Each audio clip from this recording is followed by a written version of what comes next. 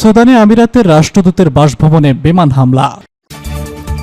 বৈরুতে Israeli হামলায় ফিলিস্তিনি গোষ্ঠীর ৩ নেতা নিহত। সপ্তাহের ব্যবধানে উদ্বাস্তু ১০ লাখ ছাড়িয়েছে। সর্বশেষ জানিয়ে দেব ২০,০০০ বাংলাদেশের পাসপোর্ট ফেরত ভারতের নেপথ্যে যে কারণ।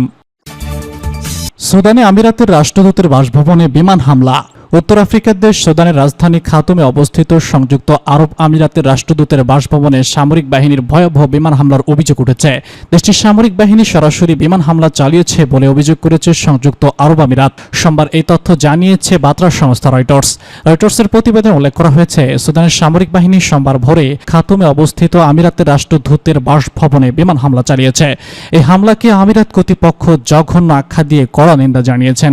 আমিরাতের পররাষ্ট্র মন্ত্রণালয়ে দেওয়া এক বিবৃতিতে বলা হয়েছে, হামলায় রাষ্ট্রদূতের বাসভবনটি ব্যাপকভাবে ক্ষতিগ্রস্ত হয়েছে, তবে হতাহতের কোনো খবর পাওয়া যায়নি। এ বিষয়ে সুদানের সামরিক বাহিনী এখনও কোনো মন্তব্য করেনি।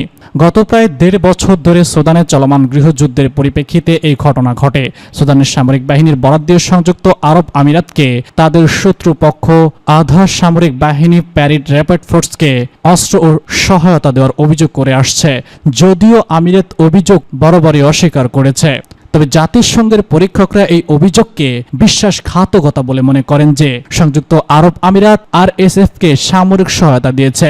সংঘাতের শুরুতে সুদানের সেনাবাহিনী ও আরএসএফ এর মধ্যে উত্তেজনা বৃদ্ধি পায়, যার ফলে গত বছরের এপ্রিলে যুদ্ধ শুরু হয়। জাতিসংঘের মতে এই সংঘাতের কারণে সুদানের প্রায় অর্ধশত জনগণ মানসিক সাহায্যের প্রয়োজন এবং সেখানে দুর্ভিক্ষের আশঙ্কাও বাড়ছে। এই যুদ্ধে প্রায় ৮০ লাখ মানুষ ঘরবাড়ি ছেড়ে পালিয়েছে এবং সুদানের ভিতরে সংযুক্ত আরব আমিরাত তাদের বিবৃতি কূটনীতিক ভবন এবং কর্মকর্তাদের সুরক্ষার গুরুত্বের উপর জোর দিয়ে বলেছে যে এই ধরনের হামলা কূটনীতিক সম্পর্কের নিয়ম নীতি লঙ্ঘন করে। বৈরুতে ইসরায়েলি হামলায় ফিলিস্তিনি গোষ্ঠীর ৩ নেতা নিহত। লেবাননে হামলা শুরু করেছে ইসরায়েল। দেশটির এই হামলায় লেবাননের প্রতিরোধ যোদ্ধা হিজবুল্লাহর প্রধান হাসান নাসরুল্লাহ নিহত হয়েছেন। এরপরও হামলা অব্যাহত রেখেছে তারা। ইসরায়েলের এই হামলায় ফিলিস্তিনের আরেক যোদ্ধা গোষ্ঠীর ৩ নেতা নিহত হয়েছেন। সোমবার বার্তা সংস্থা রয়টার্সের এক প্রতিবেদনে সব তথ্য জানা গেছে। ফিলিস্তিনের সশস্ত্র গোষ্ঠী popular front the liberation of ফিলিস্তিনি জানিয়েছে, সোমবার বৈরুতে ইসরায়েলি হামলায় তাদের ৩ নেতা নিহত হয়েছেন। বৈরুতের কোলা জেলায় তাদের নিশানা করে এই হামলা চালানো হয়েছে। প্রত্যক্ষদর্শীর বরাতে রয়টার্স জানিয়েছেন, কালো শহরে একটি আবাসিক ভবনে ইসরায়েলি বাহিনীর হামলা চালায়, এতে তারা নিহত হন। তবে এ বিষয়ে তাৎক্ষণিক ইসরায়েলি সেনাবাহিনীর পক্ষ থেকে কোনো মন্তব্য পাওয়া যায়নি। এদিকে লিবাননের স্বাস্থ্য কর্মকর্তারা জানিয়েছেন, আরও একটি রক্তাক্ত দিন পার করছে লেবানন। দেশটিতে ইসরায়েলি হামলায় আরও ১৫০ জন নিহত হয়েছেন। এ সময় আহত হয়েছেন আরও অন্তত ৩৫০ জন। লেবাননের স্বাস্থ্য মন্ত্রণালয় জানিয়েছে, দক্ষিণ সিডনের কাছে আইন আল দিলব এলাকায় ২টি আবাসিক ভবনে হামলা চালিয়েছে ইসরায়েল। এতে অন্তত ৩২ জন নিহত হয়েছেন। ইসরায়েলের হামলা করা এই ভবনে অনেক বাস্তুচ্যুত পরিবার আশ্রয় নিয়েছিলেন। লেবানন ছাড়াও ইয়েমেনের ২ বন্দরে হামলা চালিয়েছে ইসরায়েল। এতে ৩ প্রকৌশলী সহ অন্তত ৪ জন নিহত হয়েছেন। ইসরায়েলি সেনাবাহিনী জানিয়েছে, ইয়েমেনের বিদ্রোহী গোষ্ঠী হুতিদের নিশানা করে তারা ব্যাপক আকারে বিমান হামলা চালিয়েছে।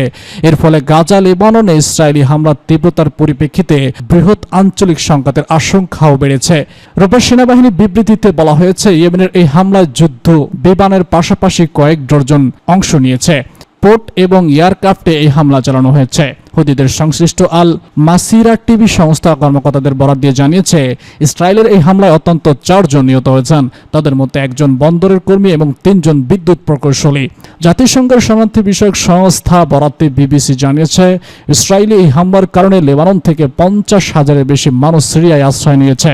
সংস্থাটির প্রধান বলেছেন, হামলার কারণে লেবাননের অভ্যন্তরে ২ লাখের বেশি মানুষ বাস্তুচ্যুত হয়েছেন। লেবানন ও সিরিয়া সরকারের সঙ্গে সমন্বয় করে জাতিসংঘের ত্রাণ কার্যক্রম চলছে। সপ্তাহের ব্যবধানে উদ্বাস্তু ১০ লাখ ছাড়িয়েছে। সশস্ত্র গোষ্ঠী হিজবুল্লাহ প্রধান হাসান নাসরুল্লাহকে হত্যার পরও লেবাননে বিমান হামলা অব্যাহত রেখেছে ইসরায়েল। এমনকি তারা আরও ভয়াবহ হামলার প্রস্তুতি নিচ্ছে।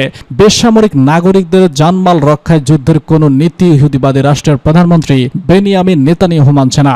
পরিস্থিতি এতটাই শোচনীয় যে মাত্র ১ সপ্তাহের ব্যবধানে লেবাননে উদ্বাস্তু ১০ লাখ ছাড়িয়েছে।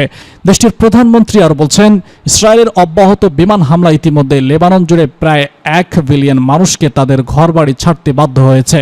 এটি এ যাবৎকালের সবথেকে বড় বাস্তুচ্যুতির ঘটনা। বৈরুতে হিজবুল্লাহ নেতা হাসান নাসরুল্লাহকে ইসরাইল হত্যার 2 দিন পর রোববার লেবাননের স্বাস্থ্য মন্ত্রণালয় আরও নিহতের খবর জানিয়েছে।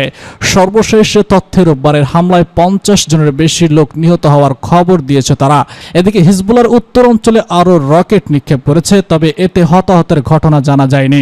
বেশিরভাগ রকেট আইডিএফ এর প্রতিরক্ষা ব্যবস্থা সক্রিয়ভাবে শনাক্ত করে আকাশে ধ্বংস করে। ইসরায়েল বলেছে তারা ইয়েমেনে ইরান সমর্থিত হুদিদের সামরিক লক্ষ্যবস্তুতে বড় আকারের বিমান হামলা চালিয়েছে। বৈরুতের জন্য আরও ভয়াবহ দিন অপেক্ষা করছে। হিজবুল্লাহ সন্ত্রাসীদের নেতাদের ধ্বংস তারা করবেই।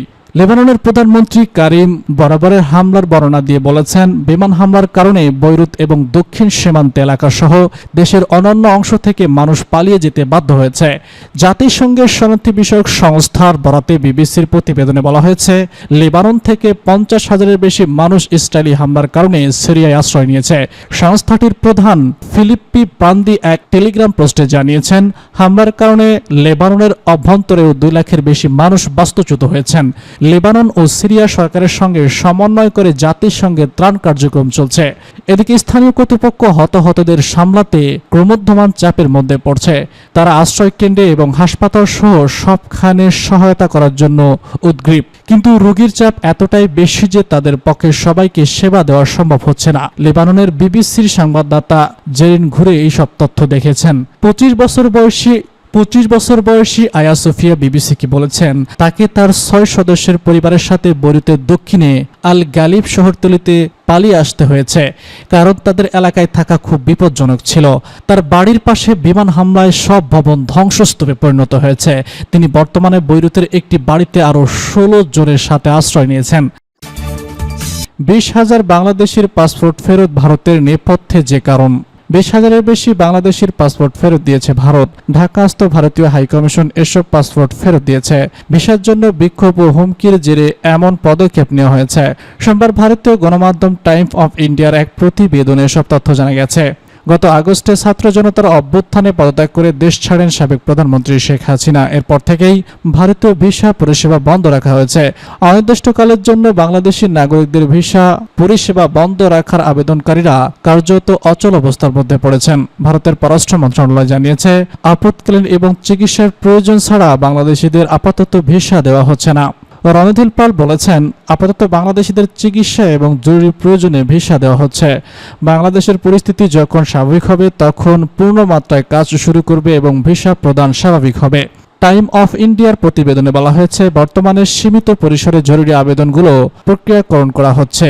এছাড়া ব্যক্তিগত কিছু আবেদনও প্রক্রিয়াকরণ করা হচ্ছে। এগুলো হলো মেডিকেল ইমার্জেন্সি স্টুডেন্ট ভিসা এবং দ্বিতীয় দেশে ভ্রমণের জন্য প্রয়োজনীয় NDP ভিসা।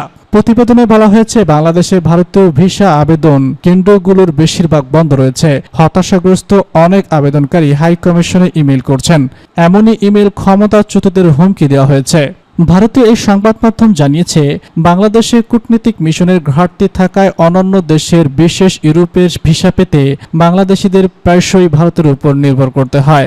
এছাড়া দুর্গাপূজায় ঘনিয়ে আসায় ভিসার আবেদন উল্লেখযোগ্য হারে বেড়েছে। প্রতিবেদনে বলা হয়েছে, 2 দেশের মধ্যকার কার্যক্রম উত্তেজনার ফলে দূতাবাস সতর্ক অবস্থানে রয়েছে। এছাড়া ভিসা দেওয়ার ক্ষেত্রেও তারা সতর্ক অবলম্বন করছে। তবে উভয় দেশের সরকারের পরিস্থিতি স্বাভাবিক করতে চেষ্টা চালিয়ে যাচ্ছে বলেও প্রতিবেদনে উল্লেখ করা হয়েছে।